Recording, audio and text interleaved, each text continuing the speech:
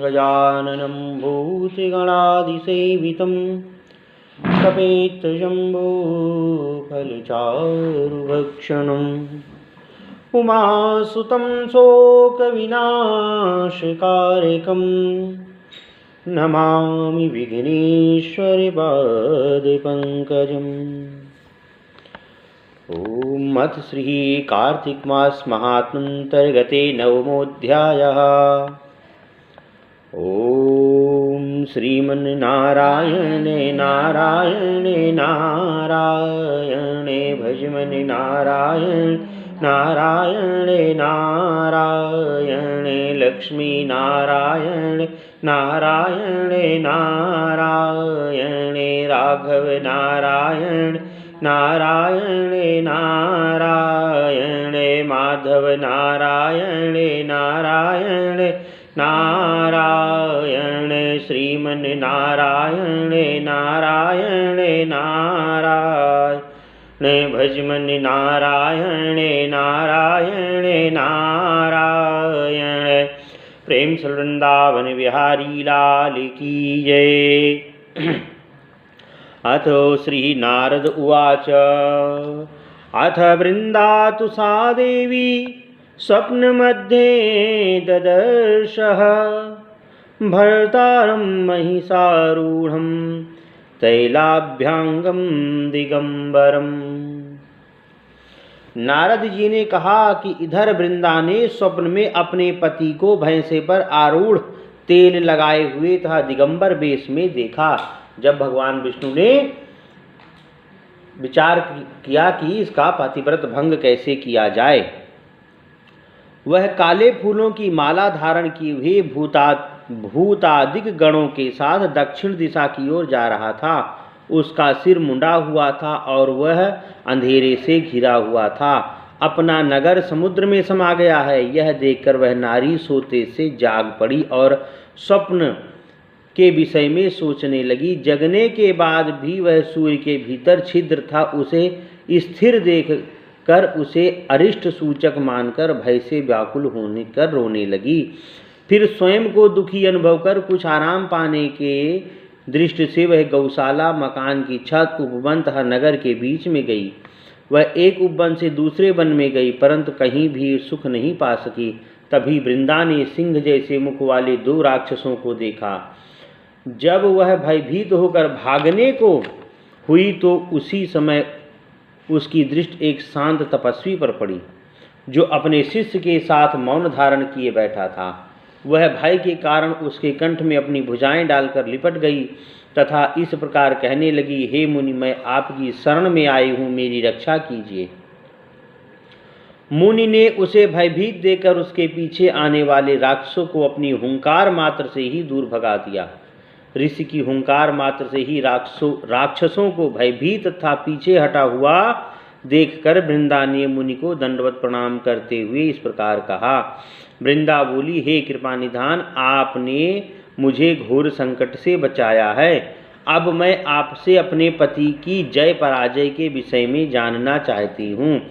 हे प्रभु, हे सुव्रत, मेरे पति जलंधर शिव जी से युद्ध करने के लिए गए हैं।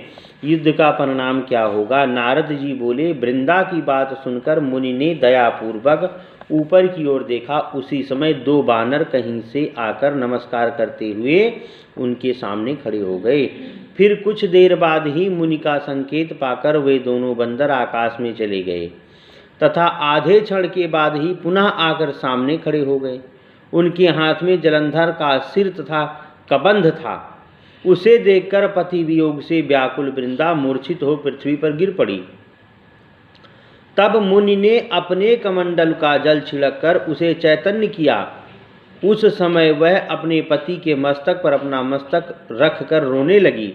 रोती हुई वृंदा ने मुनि से कहा, हे प्रभु, जो व्यक्ति मुझे सुख संवाद द्वारा प्रसन्न करता रहता था, वही मेरा प्रिय आज मुझसे बात क्यों नहीं कर रहा है? जो जलंधर देवता, गंधर्व तथा विष्णु सहित 3 लोकों पर विजयी हुआ था, वह एक तपस्वी द्वारा किस प्रकार मारा गया?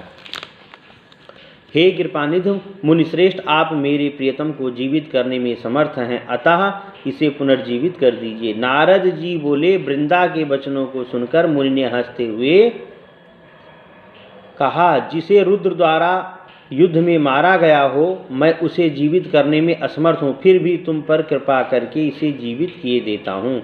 नारद जी बोले, इसके बाद मुनि तो अदृश्य हो गए और जीवित हुआ जलंधर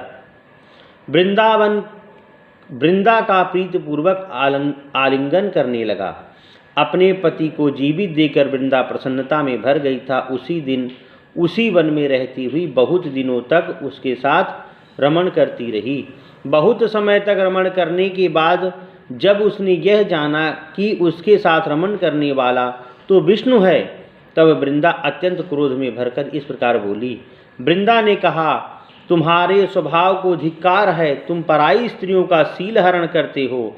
अब मुझे पता चला कि वह मायावी कपटी मुनि तुम ही थे। अपनी जिस माया के द्वारा तुमने अपने द्वारपालों को राक्षस के रूप में मुझे दिखाया था, वे दोनों ही राक्षस बनकर तुम्हारी स्त्री का हरण करेंगे। तुम पत्नी के विरह में दुखी होकर वन वन में भ्रमण करोगे। उस समय जो तुम्हारा शिष्य बना था वही बंदर का रूप धारण कर तुम्हारी सहायता करेगा।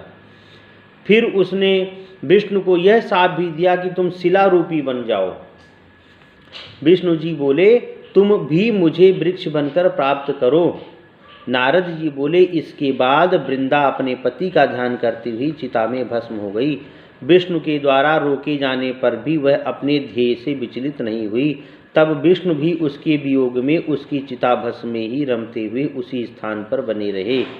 देवता तथा सिद्धों द्वारा समझाने पर भी वह शांत नहीं हुए। नारद जी बोले, उधर जलंधर ने रुद्र को अद्भुत पराक्रमी देखकर उन्हें मोहित करने के लिए अपनी माया द्वारा पार्वती का निर्माण कर दिया। वह माया रूपिणी पार्वती रथ के ऊपर बैठी था रोती हुई शिव जी के समीप जा पहुंची। वह शुंभ निशुंभ द्वारा आहत की हुई दिखाई दे रही थी। पार्वती के उस स्वरूप को देखकर शिव जी का चित्त उद्विग्न हो गया। वे अपना मुख नीचा करके चुप बने रहे था, अपनी शक्ति को भी भूल गए। तब जलंधर ने बड़ी तीव्रता से अपने 3 बाण शिव जी की छाती में मारे। रुद्र को संकट में घिरा हुआ जानकर विष्णु ने वहां पुनः पहुंचकर उन्हें वास्तविकता का ज्ञान कराया।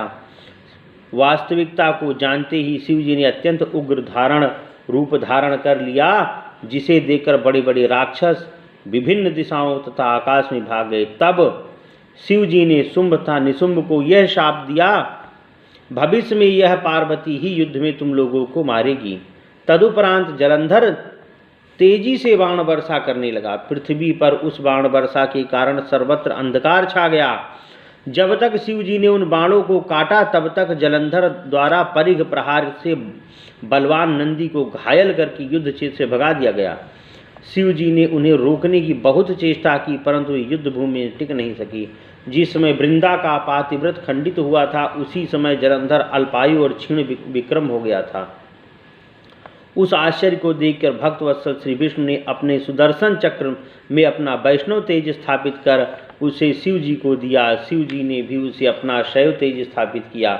ऋषियों ने अपने तप का तेज, पर्वतों ने अपनी गुरुता, पतिव्रताओं ने अपना पतिव्रत तेज था, ब्रह्मा ने भी अपना ब्रह्म तेज उसमें स्थापित किया। इसके बाद विष्णु जी वृंदा की चिताभूमि की ओर चले गए। तब शिव जी ने रौद्र रूप धारण कर अत्यंत क्रुद्ध हो वह सुदर्शन चक्र जलंधर की ओर छोड़ा, जो बड़े वेग पूर्वक जलंधर के जा लगा। चक्र के लगते ही उसका सिर धड़ से अलग होकर पृथ्वी पर जा गिरा। फिर उसका धड़ भी भयानक शब्द करता हुआ रथ से हटकर पृथ्वी पर गिर पड़ा। उसके शरीर से निकला हुआ तेज शंकर में तथा वृंदा का निकला हुआ तेज पार्वती में विलीन हो गया। उस समय ब्रह्मा आदि देवता अत्यंत प्रसन्न होकर शिव जी को प्रणाम करते हुए विष्णु चरित्र की प्रशंसा करने लगे। देवता बोले, हे महादेव, आपने देवताओं की अपने शत्रुओं की रक्षा की है, परंतु जो कुछ अन्य भी घटित हुआ है उसके लिए हम लोग क्या करें। विष्णु जी वृंदा के सौंदर्य पर मुग्ध हो उसी की चिता के पास बैठे हुए हैं। शिव जी बोले, विष्णु का मोह दूर करने के लिए तुम सब लोग भगवती मोहिनी माया की शरण में जाओ। वे ही सब कार्य पूर्ण करेंगी। नारद जी बोले। यह कहकर शंकर जी अंतर्ध्यान हो गए। उनके गण भी उनके साथ चले गए। तब सब देवता उन भक्त वत्सल की स्तुति करने लगे। देवताओं ने कहा, जिनके द्वारा उत्पत्ति, पालन तथा नाश के कारण रूप, सतोगुण, रजोगुण तथा तमोगुण उत्पन्न हुए हैं, उनकी इच्छा से ही यह संपूर्ण जगत उत्पन्न हुआ है। उन मूल प्रकृति को हम सब नमस्कार करते हैं। भगवती देवी महामाया को नमस्कार करते हैं, जिन्होंने 23 रूप धारण करके सबका पालन किया। जिनके रूप तथा कर्मों को जड़ मनुष्य तथा स्त्रियों की बात तो दूर रही, ब्रह्मा देवता भी नहीं जानते, उन प्रकृति को हम नमस्कार करते हैं। जिनके भक्तजन दरिद्रता, अनादर अथवा मोह से परे रहते हैं, उन भक्त वत्सला देवी मूल प्रकृति को हमारा नमस्कार है। नारद जी बोले, जो व्यक्ति इस स्तोत्र का एकाग्रचित होकर तीनों संध्या काल में पाठ करता है, उसे दारिद्र, मोह तथा दुख आदि स्पर्श नहीं होते हैं। इस प्रकार स्तुति करने के बाद देवताओं ने आकाश में एक तेजोमंडल को स्थित देखा, जिसकी ज्वालाओं से संपूर्ण आकाश तथा दिशाएं व्याप्त हो रही थी। तत्पश्चात उन्होंने उस तेज मंडल के बीच से आकाशवाणी सुनी, गौरी, लक्ष्मी, सरस्वती, रजोगुण, तमोगुण और सतोगुण, तीन रूपों में और तीनों गुणों में मैं ही विराजमान हूँ। हे देवताओं, अब तुम वहाँ जाओ, तुम्हारे सभी कार्य पूर्ण होंगे। नारद जी बोले, देवताओं द्वारा यह सुने जाने के बाद वह तेज अंतर्ध्यान हो गया। हे राजन, तब देवता आश्चर्यचकित था, प्रसन्न नेत्र हो गए। सभी देवताओं ने उस वाक्य को सुनकर गौरी, लक्ष्मी तथा सरस्वती को भक्तिपूर्वक प्रणाम किया। फिर उन्होंने वृंदा की भस्म से लिप्त अंगों वाले विष्णु के विषय में बताया। तब भक्त वत्सला देवी ने उन्हें 3 बीज दिए और इस प्रकार कहा, देवी बोली, विष्णु जहाँ प्रतिष्ठित वहाँ इन बीजों को बोने से तुम्हारे कार्य सिद्ध हो जाएंगे। नारद जी बोले, तब देवता, सिद्ध आदि संतुष्ट होकर उन बीजों को ले वृंदा की चिताभूमि के समीप जा पहुँचे और विष्णु जी जिधर प्रतिष्ठित थे उस ओर उन बीजों को बो दिया। उन बीजों को बोए जाने पर वहाँ आंवला, मालती और तुलसी, ये 3 वृक्ष उत्पन्न हुए। सरस्वती से आंवला, लक्ष्मी से मालती और गौरी से तुलसी उत्पन्न हुई। ये क्रमशः रजोगुण, सतोगुण और तमोगुण संपन्न थे। जब विष्णु जी ने वृंदा को स्त्री रूप में स्थान पर वनस्पति अर्थात तुलसी के रूप में देखा तो वे आश्चर्यचकित हो उठ खड़े हुए।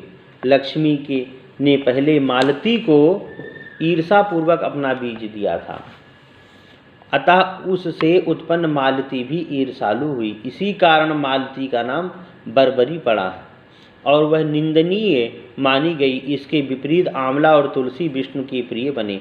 तदुपरांत विष्णु जी अपना दुख भूलकर तुलसी और आंवला के साथ बैकुंठ लोक को चले गए। इस प्रकार वृंदा तुलसी बनी और श्री विष्णु शालिग्राम बने। पूजा में स्थान पाकर तुलसी श्री विष्णु की अत्यंत प्रिय बन गई। इसलिए कार्तिक मास के उद्यापन में तुलसी के मूल में श्री विष्णु की पूजा होती है और वह विष्णु के लिए प्रीतिदायक मानी जाती है। हे राजन, जिस घर में तुलसी का वन हो उसे तीर्थ रूप समझना चाहिए। वहाँ यम के दूत नहीं जाते। तुलसी का वन सब पापों को दूर करने वाला, पवित्र तथा कामनाओं की पूर्ति करने वाला होता है। जो लोग तुलसी का पौधा लगाते हैं वह यमपुरी को नहीं देखते। नर्मदा का दर्शन, गंगा का स्नान, तुलसी का संसर्ग, ये तीनों एक जैसे ही हैं। तुलसी का पौधा लगाने, सींचने, देखने, स्पर्श करने से मनुष्यों के मन, वचन तथा शरीर के सभी पाप नष्ट हो जाते हैं। जो लोग तुलसी की मंजरियों से विष्णु की पूजा करते हैं वे पुनः गर्भ में नहीं वास करते हैं तथा निसंदेह मुक्ति के भागी बनते हैं। पुष्कर तथा गंगा आदि तीर्थों और नदियों एवं वासुदेव आदि सभी देवता तुलसी दल में निवास करते हैं। जो व्यक्ति तुलसी की मंजरी के साथ प्राणों को छोड़ता है, सैकड़ों पापों से युक्त होने पर भी यमराज उसे दंड देने की शक्ति नहीं रखते हैं। जो व्यक्ति तुलसी चंदन लगाता है वह अपने कृत पापों से शरीर को मुक्त कर लेता है। हे राजन, जहाँ तुलसी वन की छाया हो वहाँ पितरों का श्राद्ध करने से वह अक्षय हो जाता है। जो मनुष्य तुलसी गंध मिश्रित किसी भी वस्तु को चढ़ाता है, भगवान केशव उस पर कोटि हजार करोड़ हजार वर्षों तक प्रसन्न बने रहते हैं।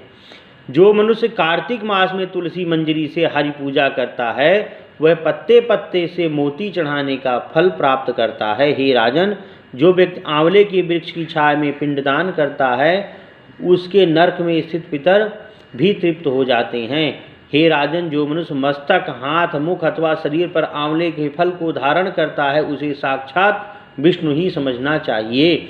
जिस मनुष्य के शरीर पर प्रतिदिन आंवला, तुलसी, गोपी चंदन स्थित रहते हैं वह जीवन मुक्त कहा जाता है। जो मनुष्य आंवला और तुलसी मिश्रित जल से स्नान करता है उसे गंगा स्नान का फल प्राप्त होता है। जो मनुष्य आंवले के पत्र अथवा फल से देव पूजन करते हैं वे विविध प्रकार के स्वर्ण निर्मित पुष्पों द्वारा पूजा करने के फल को प्राप्त करते हैं। कार्तिक मास में सभी तीर्थ, मुनि, देवता तथा यज्ञ आंवले में